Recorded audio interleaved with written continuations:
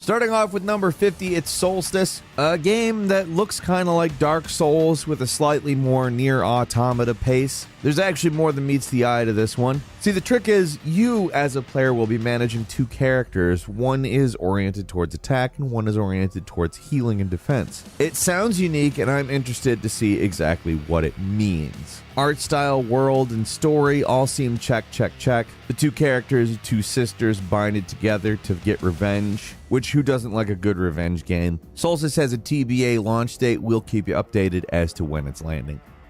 At number 49 is the King of Fighters 15. Yes, this is a very long-running series, and it's always been a very good series, too. This is the first one to use Unreal Engine, and this is a series that's just going strong. It seems to keep getting tighter and better, their team-based gameplay is fantastic, and the latest entry is a great example of it. Obviously, this game is already out. Of course, I recommend it. It's a great game, worth every penny. At number 48 is a game called Plan 8, an exosuit MMO shooter, not unlike Warframe at its very core. It has a couple of different advantages though.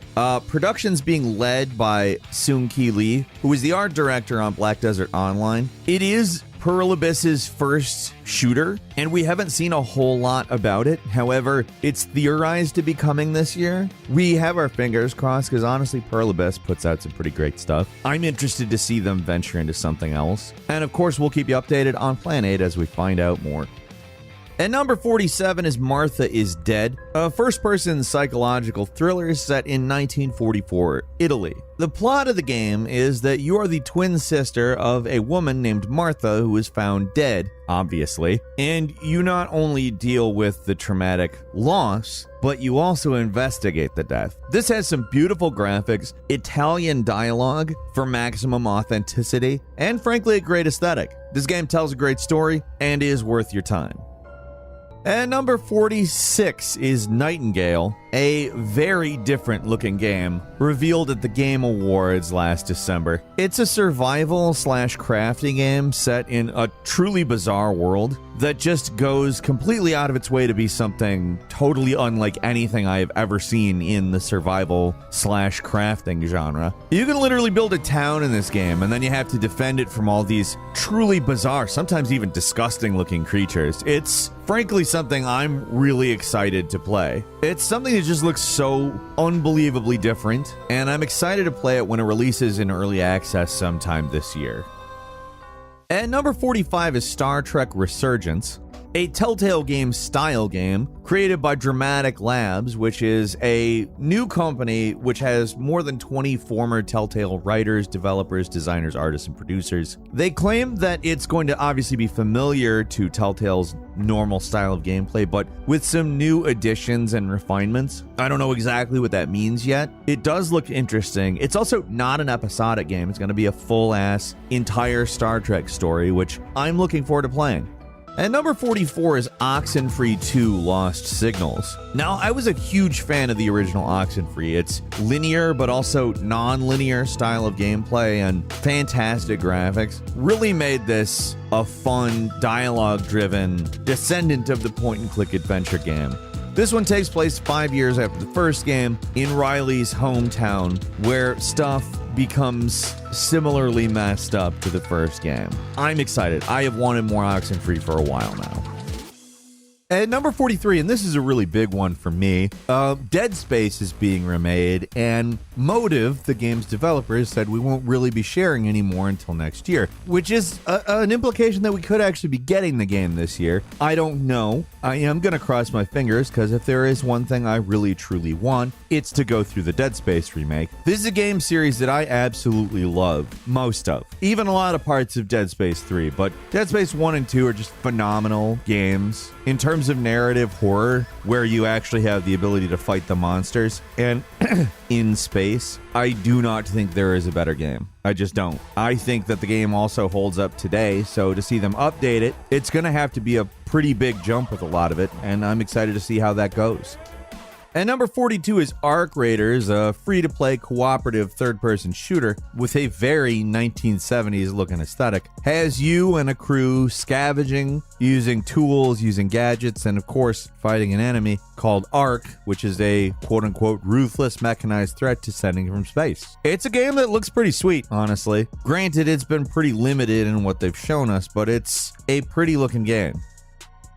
And number 41 is Stranger of Paradise, a retelling of the very first Final Fantasy game in a kind of Dark Souls-y type format. It's an action RPG that will be, according to the developers, a brutal take on the Final Fantasy series, and I think that's a very good idea. Koei Tecmo and Team Ninja are helming the development of this one, and frankly, it could be something that is incredibly good. We're also not too far away from release. This one's landing on March 18th, and it's one that I am definitely going to play.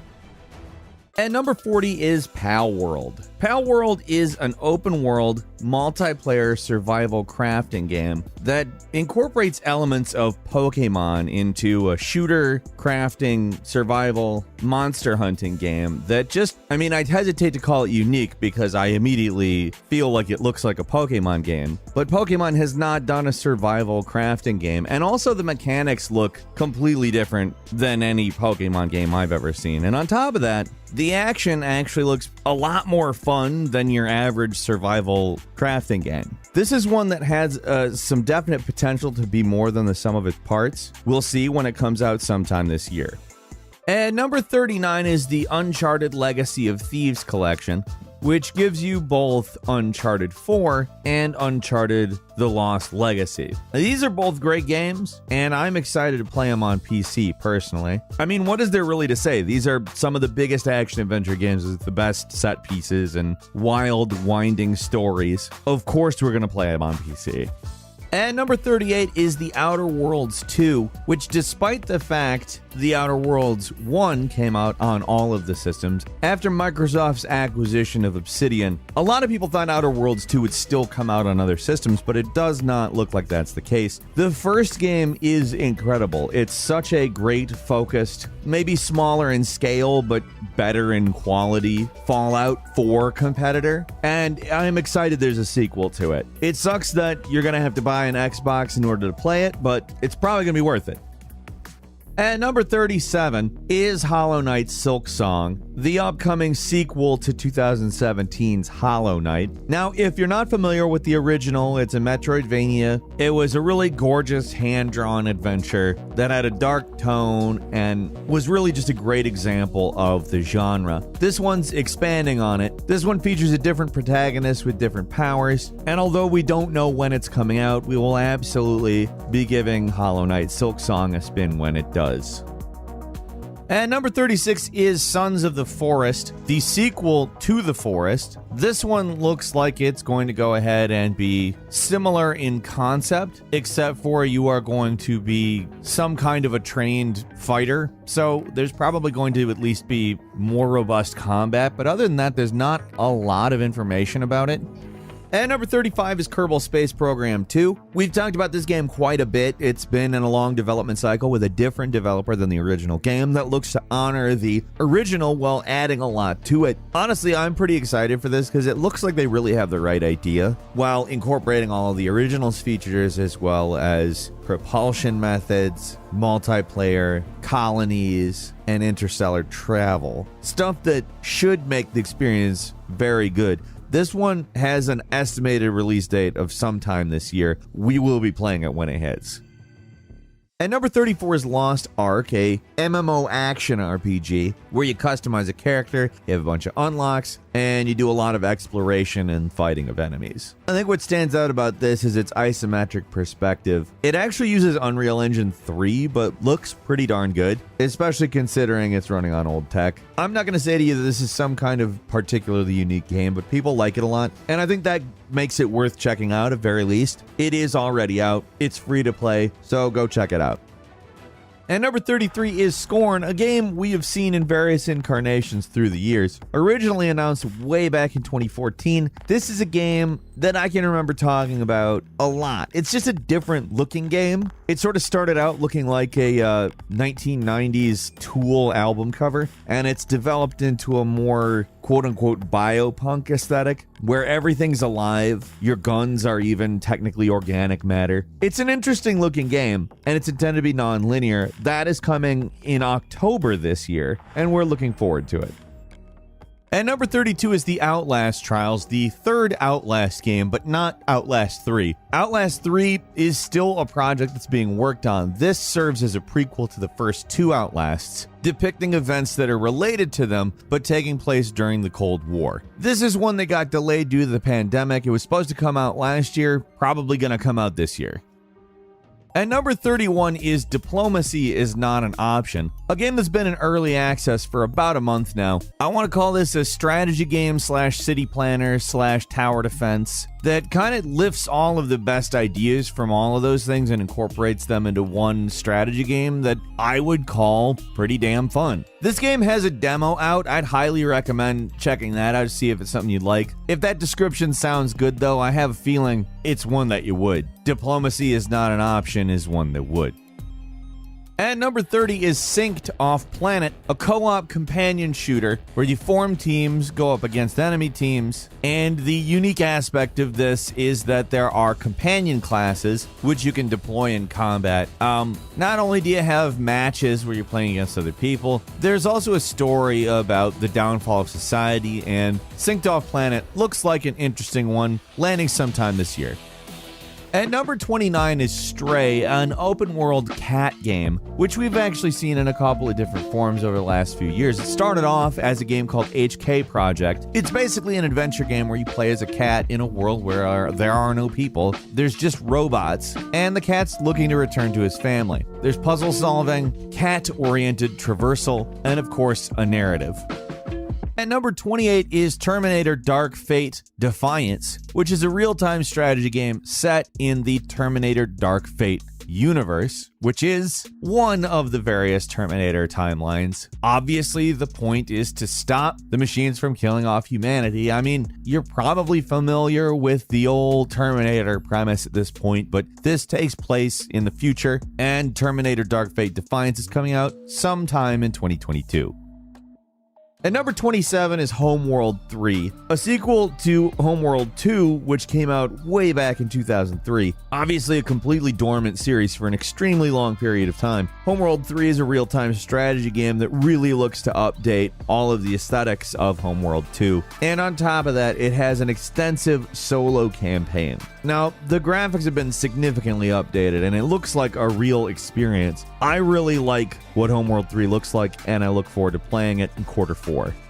And number 26 is Evil Dead the Game, a survival horror game that's kind of Evil Dead as Left 4 Dead in some ways. We don't know really a whole lot about it other than it looks really good. It's got PvP and PvE and a skill tree. Evil Dead the Game is slated for release May 13th. At number 25, it's Warhammer 40k Darktide, which, to sum up very quickly, is the 40k version of Vermintide. Essentially, you'll have 4 players cooperating to defeat waves of enemies, but apparently the experience, while like Vermintide, is apparently going to be a little less melee-oriented. That makes sense given the change in setting. Warhammer 40k Darktide comes out sometime this year. And number 24 is Evil West, a gory, sort of myth-legend-oriented Wild West game that kind of takes the Wild West and turns it into something that feels kind of Diablo-esque. I'm pretty excited for it. It's a good idea, and if it's executed well, Evil West is definitely going to be a big one. And number 23 is Total War Warhammer 3, obviously the third Warhammer entry in the Total War series. It brings us, of course, the Total War turn-based strategy and real-time tactics gameplay that we're used to from the Total War games at this point. It's not necessarily that this game brings a lot new to the table in terms of mechanics, but content-wise, lots of new stuff. And the campaign has been regarded as way better than the second. I overall think it's a really good entry to the series, and you should check it out now. At number 22 is Sniper Elite 5, which of course is the next entry in the premier sniping series out there. This one has you sniping, fighting, stealth across a bunch of big maps in France as you take on the Nazis. We don't have a release date for Sniper Elite 5, but we will be playing it when it hits. At number 21 is Marvel's Midnight Suns, a tactical RPG that incorporates various characters from Avengers, X-Men, and Runaways. It comes to us from the developers of XCOM, and that is exactly what it needs to be. This is a very good idea. Taking various superheroes and mutants from the Marvel universe and making a tactical RPG in the vein of XCOM, I'm completely there for it. We don't have a date, but allegedly it's coming out this month. I would kind of guess that given they haven't given us a date, it may be a little bit later, but probably not a lot. Number 20 is State of Decay 3. It's been quite a while since we saw the previous game, which came out in 2018, and 2 was actually a pretty big jump over State of Decay 1. Probably the biggest addition that has been confirmed is zombie animals, and that might be pretty wild considering the way that the world works in this game. We don't have a date, but supposedly coming out this year. At number 19 is Boundary, a tactical space shooter where you have zero-gravity firefights in a team versus team scenario. It's a pretty cool idea. There was a demo that I unfortunately missed, but I've been really interested in this since they announced it. In a lot of ways, you see kind of Call of Duty style shooting in a situation where you've got a bunch of debris flying all over the place, and there's obviously no gravity. The outdoor firefights look a little more exciting to me than the indoor ones, but either way, I am definitely looking forward to playing this one, and I think you should definitely give Boundary a look. And number 18 is Company of Heroes 3, a real-time strategy game set in the Italian and North African areas during World War II, and gives us a lot of interesting new mechanics, as well as improves on the terrain and structure destruction system. It's been a while since the first Company of Heroes, and this looks like a pretty big update to it. Apparently it's coming out late this year. And number 17 is Ghostwire Tokyo, an action-adventure game we've seen a pretty fair amount of interesting stuff happen around, but they've managed to keep what's going on fairly secret. We've gotten little bits of info and various visuals. Essentially, we know that it's a detective story. You've got most people in Tokyo have just randomly disappeared. There's ghosts, and you're investigating what happened. Ghostwire Tokyo is landing March 25th. And number 16 is Crimson Desert, an open-world action-adventure role-playing game coming to us from Pearl Abyss. We already talked about a shooter that they're making. This is a little bit closer to what we're used to from them. This was originally planned as a prequel to Black Desert Online, but involved into a bigger, more unique project. Apparently, this one is a little different, although it shares some more similar mechanical and aesthetic things with Black Desert Online. It seems like it might be a little more focused on story. We don't know when that's coming out, but we will see it later in the year. And number 15 is Avatar: Frontiers of Pandora, for all the fans of James Cameron's Avatar that have been waiting desperately on the edge of their seat for an Avatar video game. This is one of those games where I have to mention it because it better be good, because if it's not, it's very obviously just trying to get the name Avatar in front of people before they start releasing more movies. It's an open-world action-adventure game developed by Massive Entertainment, who has, just to be clear, put out some pretty good games in the past. The Division specifically comes to mind, particularly after they had worked on it for a while. I feel like it's always worth mentioning stuff like this. Even though I don't want to pretend that I am hyped for it, I will say that given what it is, it basically has to be very good. And they probably know that. So there's a decent chance they're actually going to take a real stab at it, which is good. I don't know exactly when Avatar: Frontiers of Pandora is coming out, but good or bad, I'm certainly going to be paying attention to it. And number 14 is Redfall, a game that Arcane Studios is working on, and from the looks of it, it seems like it's going to be a pretty big departure. It is an open-world action-adventure shooter with single-player and co-op. There's 4 different characters you can play as, and the idea is you're in a town called Redfall and you're fighting vampires. This seems like something that Arcane could probably put a really interesting twist on. No real word as to if we're going to have the same kind of traversal powers or combat powers as in previous Arcane games, but it's reasonable to expect some variation of that. Redfall is hitting in the summer, and I'm really looking forward to it. And number 13 is Gotham Knights, which is not a continuation of the Arkham games. However, will probably play a lot like the Arkham games. Basically, you play as the various mentees of Batman investigating his death. Gotham Knights doesn't have a date yet, but I would say it's reasonable to expect it to land this year. It's been a few years in development. And number 12 is A Plague Tale Requiem, a direct sequel to A Plague Tale Innocence, continuing the story of the two characters in it as they continue to flee from the plague, hoping to find an island that apparently has the key to saving Hugo. Now, the first game, great story, maybe a little short. It seems like this one might be going to fix the length thing. This is apparently a 16-hour game, which is a bit longer, a little more satisfying. I'm interested to see where they take the story because I really enjoyed Plague Tale Innocence. Requiem's landing sometime this year. And number 11 is Frostpunk 2. Obviously, the first Frostpunk is a game about making the least bad choice. It's a city builder / survival game, and it's a very good one at that. I'm really excited to see them make a sequel, attempting to do the same idea at a much larger scale. We don't have a release date, but we expect it to land this year. And number 10 is Dying Light 2 Stay Human, which basically took what was done in the first game and expanded on it significantly. The parkour in this game, for instance, is amazing, really fluid and just fun to play around with outside of the fact you're in like a zombie open world game. And it finally seems like that really has a good reason to exist. Like the nighttime cycles, if you can manage to parkour all the time, you can avoid zombies pretty well. Just stay on the tops of buildings, on tops of stuff, and it's at its most fun when you're doing exactly that. Not that it's not fun to fight zombies. Really, it's just a great game. Good story, great mechanics. Worth your time. And number 9 is Sifu, an action beat-em-up which has a very specific kung fu style and over 150 unique attacks. When the player dies in the game, they're resurrected and age several years. That is basically the life system in the game. It's really a cool game, and you should try it out if you haven't already. And number 8 is God of War, which is really just a fantastic rejoining into the God of War universe, seeing an older Kratos who's now a father, dealing with different issues, but still in the most brutal possible way. This game made its way onto Windows in January. It's fantastic. There is no reason not to play this game. We love this game.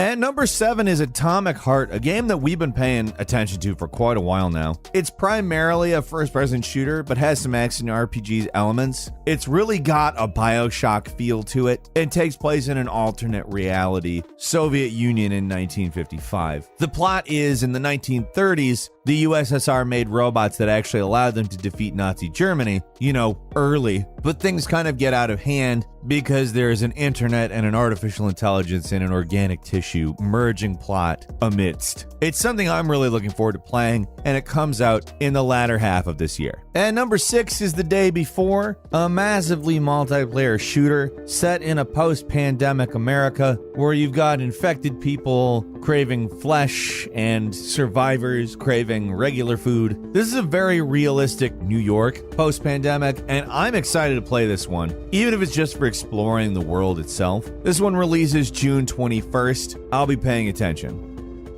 And number 5 is Hogwarts Legacy, an action RPG set in the wizarding world in the late 1800s. You'll play as a student at Hogwarts, and you'll not only attend classes, but you will also go on various quests to defeat various baddies. Hogwarts Legacy is coming sometime this year. And number 4 is Forspoken, an action RPG developed by Luminous Productions. Now, Square Enix has touted this as a narrative-driven adventure, but it's very obvious to me that the reason this sets itself apart is the parkour. It's third-person parkour. You're traversing landscapes very quickly, very fluidly. It looks really cool. I'm interested in the story because if it does end up being as intriguing as the gameplay itself, this is going to be a game to beat. Going to be released on May 24th, so check out Forspoken. And number 3 is Tiny Tina's Wonderlands, which is sort of an adjacent game to Borderlands. It plays very similarly, but is set in an entirely fantasy environment with more fantasy-oriented weapons and actions, and obviously a plot. It's a game I'm actually really looking forward to. The Borderlands style of humor will work really well in a fantasy environment, I think, and there's a lot of big-name talent, like Will Arnett is playing the bad guy. It's gonna be a good game. I'm looking forward to it. And number 2 is Starfield, the next open world game from Bethesda. I'm excited for this because it brings the trademark Fallout/Elder Scrolls style gameplay into a totally new environment, space. Personally, I'm excited for this. I'm not excited that they're continuing to use the creation engine, but whatever. Maybe they've brought it up to par. We'll see. That's the one bit of trepidation I have for it, though. Everything else about this I absolutely want to play. Starfield's landing November 11th. And finally, at number 1 is Elden Ring. Now, if you haven't played Elden Ring, it's probably, despite the fact being released so early in the year, I have to imagine gonna be a strong contender for Game of the Year. This one's landed, and it's probably as big of an advance in open world games as Breath of the Wild, because it does so many things differently and in a way that's enjoyable and mysterious and just feels like you actually have a reason to continue exploring. And on top of that, it's a Dark Souls game. Honestly, I don't know what else to say. You gotta play Elden Ring. It's really good. Couple of bonus games for you. First, Avowed, a new role-playing shooter from Obsidian. There's a new Saints Row game coming this year. I don't know how they're going to possibly outdo any of the original games in terms of absurdity, so I assume it's all going to be graphical upgrades and just a new story based in that goofy world. Destiny 2, The Witch Queen is next, the latest expansion on the ever-expanding Destiny universe. Monster Hunter Rise, which was a game that originally came out on Switch, is a fantastic addition to the Monster Hunter franchise. I'm really happy that we've got it on PC now. Next is Lego Star Wars The Skywalker Saga, which gives us all 8 Star Wars movies and whatever you would call the 9th thing. I can't imagine actually wanting to play through the story of that, but it's got all 8 of the good ones. I mean, 8 out of 9, that's a pretty good record, honestly. Next is Sonic Frontiers, which we probably would have talked more about in the main video if we knew more about. It's apparently coming this year. It's the first Sonic open world game, and it looks super interesting. Little Devil Inside, which is a game that's been teased for years and years now. It's always intrigued the hell out of us. It's a monster hunting, world exploring type game. Lies of P, which we are mentioning because they're claiming it's coming out in 2022, but I have to imagine 2023. Just keep that in mind. It's a Dark Souls game starring Pinocchio, which is the most absurd thing you'll hear today. However, looks very intriguing, actually. Next is Ark 2. I have to imagine that one's going to be a 2023 as well, but it's also worth keeping an eye on. And finally, Stalker 2 Heart of Chernobyl, because, well, world events probably will be causing a delay on that one. Still, it's a new Stalker game, and wow, do I want to play it. That's all for today. Leave us a comment. Let us know what you think. If you like this video, click like. If you're not subscribed, now's a great time to do so. We upload brand new videos every day of the week. Best way to see them first is, of course, a subscription, so click subscribe. Don't forget to enable notifications. As always, thank you very much for watching this video.